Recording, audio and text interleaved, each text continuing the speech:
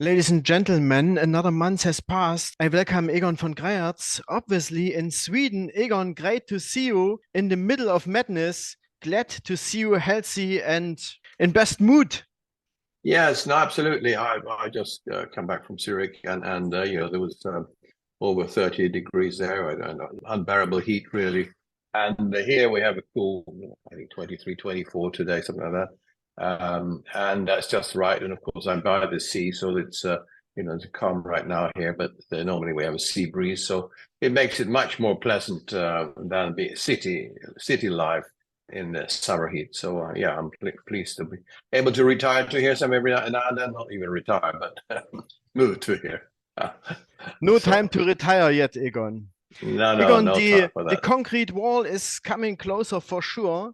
Interest is being increased more, choking the consumers and those also the economy.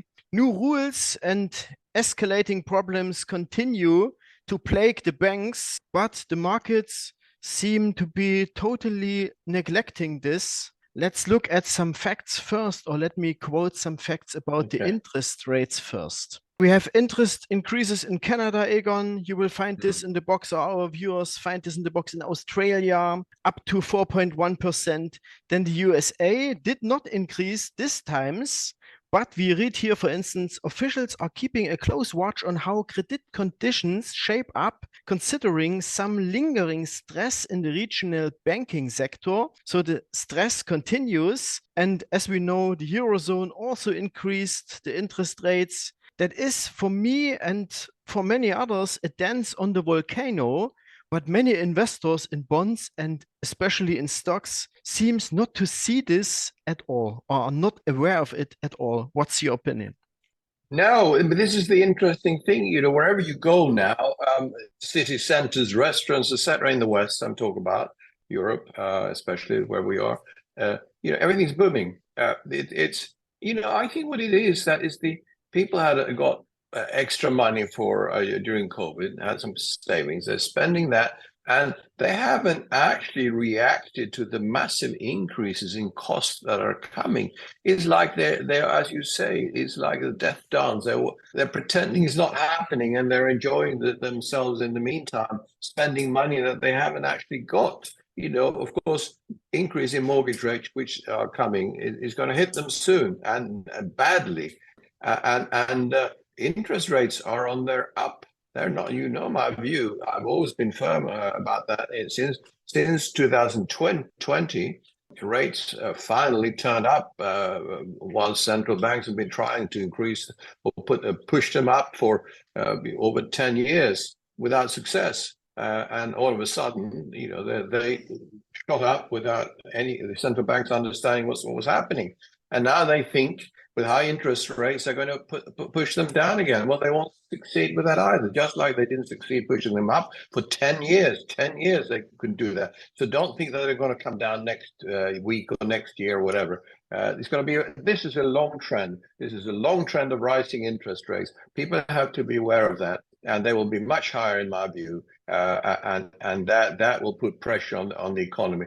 And there's just a bit of a lag now, Jan, and that lag will soon disappear, and people will wake up to the reality that this is going to be tough times for them. They have higher food prices, energy prices, and they're going to have much higher interest rate costs, whether that's on housing or car loans or whatever they're borrowing for. Nevertheless, interest rates are going to continue up, with pauses obviously every now and then.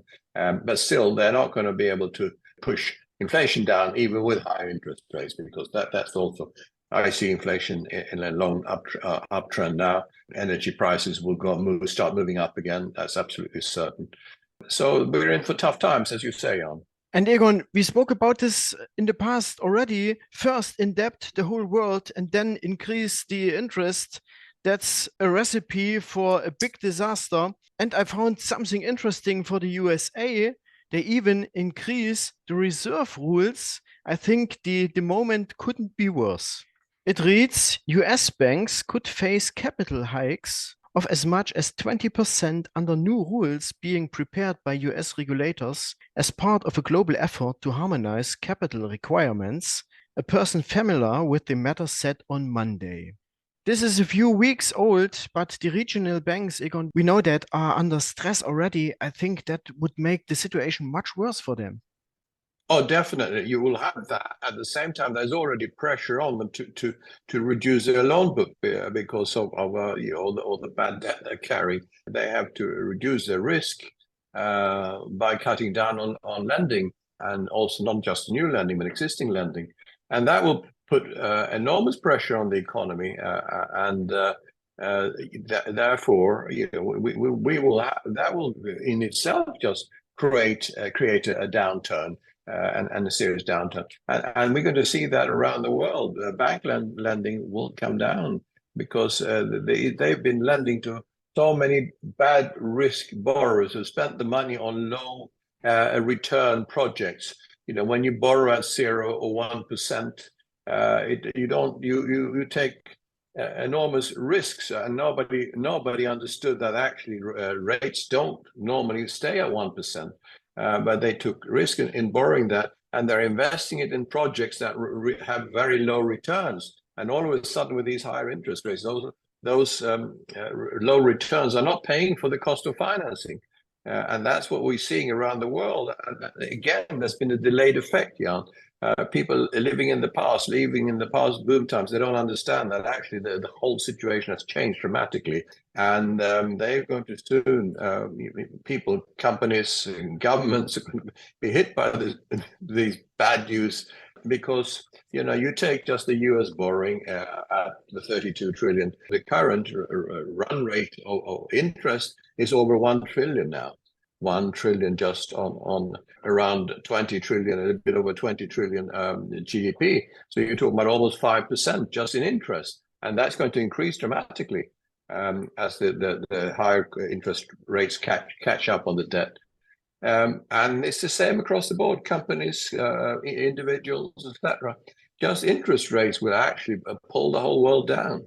And add to that the bad debts that are coming, the fact that people won't be able to repay their loans, and then the decline in asset values, which makes the bank situation even worse. It's a vicious cycle. They have to reduce lending even further because their collateral is not sufficient.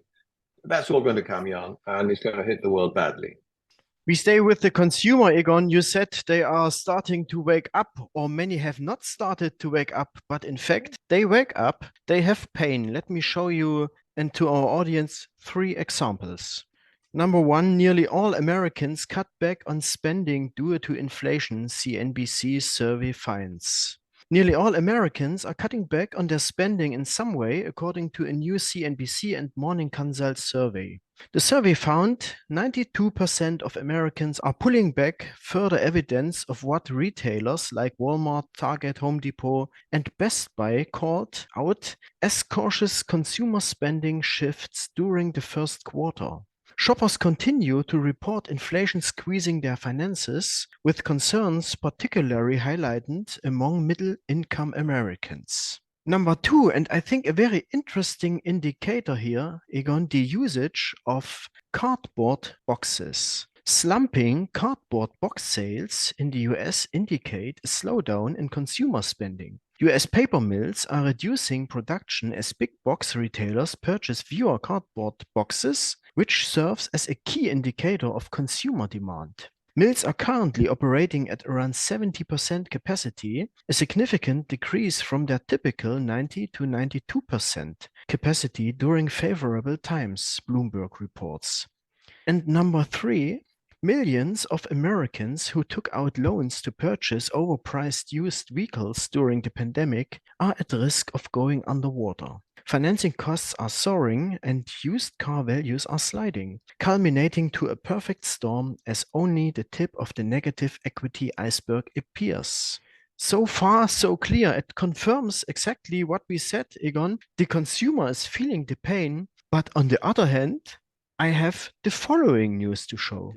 Retail sales in the US unexpectedly rose 0.3 months over month in May 2023, following a 0.4% increase in April, beating forecasts of a 0.1 decline.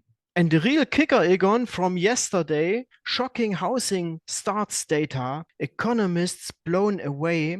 I read here, after 2 months of disappointing, declining housing starts and permits, understandably, with mortgage rates around 7%, the May data was a shocker. After a modest revision to the April data in May, both housing starts and permits exploding higher in a move that stumped economists and strategists. Beginning home construction soared 21.7%. Yeah. That was a lot of data, Egon, and are we living in different worlds? It simply doesn't add up. Are we fed with wrong data or wrong aggregates? What's going on here? Well, let's just take the last one as an example. First of all, you shouldn't trust any statistics because we know there are lies, or lies and statistics. So a 1 month statistic doesn't mean anything. But nevertheless, the last one you showed, for example, is a good example. What is that? Housing starts, permits. So these are optimistic builders that are now reading into the figures saying lower inflation for a month. And we're going to start booming again like we have done for the last 20 years or 50 years. The Fed has come in every time stimulated. And they think again now when inflation is coming down, and interest rates will probably come down too, they have paused. And therefore, now we're going to start build a lot of houses again. Let's wait to see how many of those are sold in 6 months' time, Jan. That's what will be the test. Then we can all start building houses and borrow more money from the bank. So I don't trust the figures. Let's just follow our own analysis and intelligence. The economy is going to decline dramatically. All the increases in costs that we've seen on top of a bubble market is going to hit everyone badly, governments, companies, as well as individuals. And there is a danger. I never worry about what the Fed is going to say because they're always wrong anyway. I never worry about what they're going to do 1 month or in the short term or any other ECB, etc. Because they're always wrong anyway. They're always wrong. They're always behind the curve, and they are going to increase these interest rates now until they've killed the economy. But this is part of the cycle. They're just following what was going to happen anyway after a 40-year decline in interest rates and a false stimulation of markets, creating massive debts that no one's going to repay. So the trend is clear to me. Don't focus on the short term. I know we have to look at the data, but short-term data doesn't mean anything to me. We do the right analysis, and what is happening is what I just said. The long-term trend to me is very clear, and the market is not now going to all of a sudden start booming again with high productivity, low inflation, no interest rates, etc. Those times are over, Jan. I think so too, Egon, but at least they could use this particular news release from yesterday about the housing starts to beat down the precious metals. That was really painful yesterday. At least for that purpose, it served well. And let me show the madness that happened in the silver market here from the silver Degen board. Here we see the naked short selling yesterday, 7.4 million ounces, followed by 11.275 million ounces. Over 2,000 contracts were sold in a very short period of time. So that was the perfect moment for them to beat down the market. But there are so many optimistic or positive fundamentals. For instance, China, there is a big drawdown in silver inventory. Central banks are buying. Turkey, the Turks are buying gold like crazy. So they will not fight successfully against this tsunami endlessly, I'm sure, Egon. No, you're absolutely right. Well, we've seen this constantly. They hitting the market at a time when there's no liquidity, and with a few fake futures that has no silver in them, not even a silver lining. They're worth less than the piece of paper they're written on.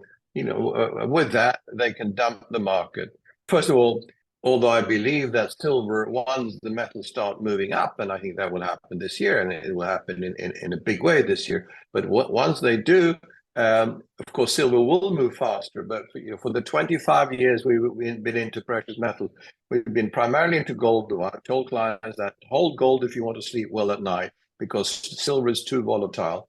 I think now silver is probably good to have a little bit of silver, because I think it will move up faster. Nevertheless, silver is not wealth preservation. Gold is wealth preservation. That's what you should hold for wealth preservation. You don't want to have the volatility you see in silver. And long term, gold market has moved up for the last 23 years, and we haven't seen a real move yet. And people are still, sadly, not reacting to the opportunity of this correction we've had in the last month or so in the gold price. And by going in and buying now, they're holding back instead of not buying. Everybody loves buying high and selling low. It's ridiculous. This is the time to actually go into gold now in a bigger way if you haven't got any, or add if you have got some, because the next move is not far away, because that's what all the fundamentals tell us, that the gold will inevitably react to the economic fundamentals that we have now. So we're going to see a continued, not bull market in gold, but a bear market in the fiat currencies. And gold would reflect that, as it has for thousands of years. I met an Argentinian yesterday.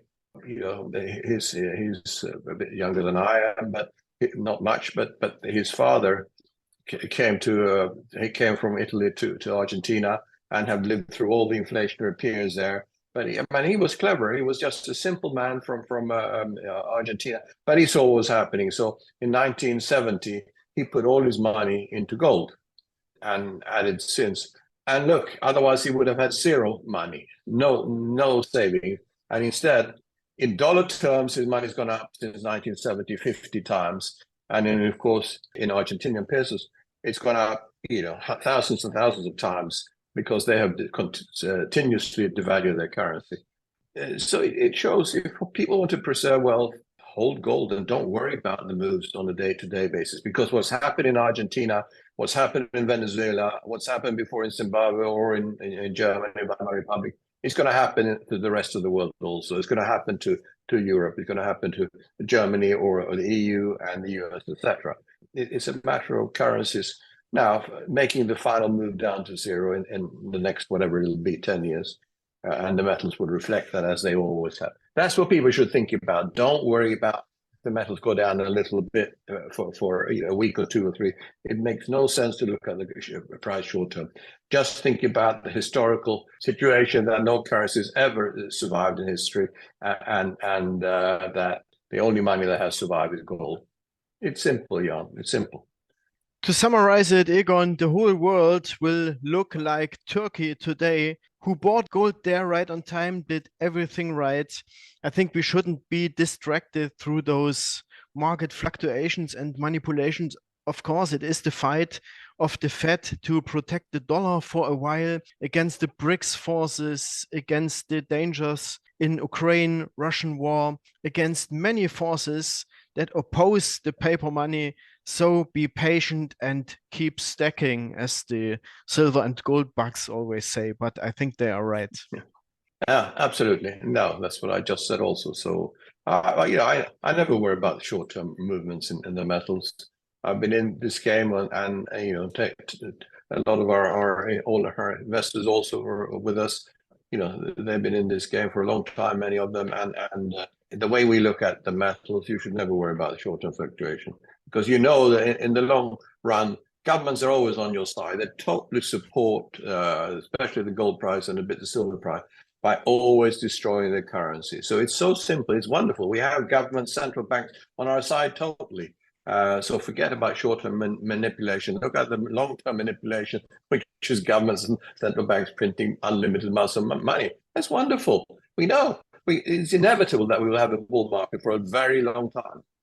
The time works for us, Egon. That was the interview for June. Thank you for today. Enjoy a beautiful summer in Sweden. And then, we talk next month again. Thank you. Yeah, I look forward to that. Bye. Thanks. Me too. Bye-bye.